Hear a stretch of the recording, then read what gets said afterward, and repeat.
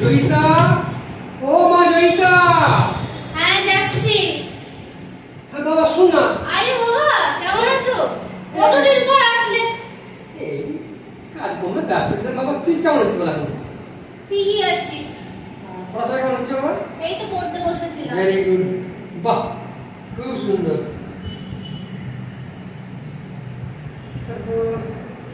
কি লিখে বাবা?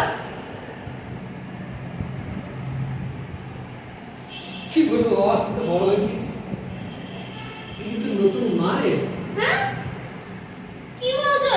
তোমার অত্যাচারে আমার মা মামার বাড়ি গিয়েছে, তারপরে তুমি বিয়ে করে নিয়ে এসছো।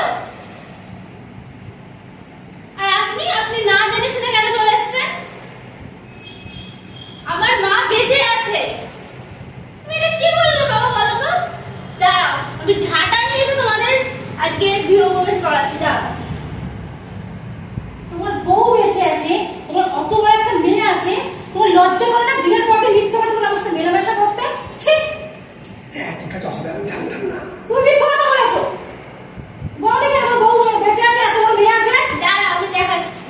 মানে ছেলেটাকে আমার কাছে দে তো, ছেলেটি আমি আজকে ওর বেঁচে ছেড়ে ছি ছি ছি ছি ছি, লজ্জা আমার নাক মুখ কাটা যাচ্ছে। আর বাবা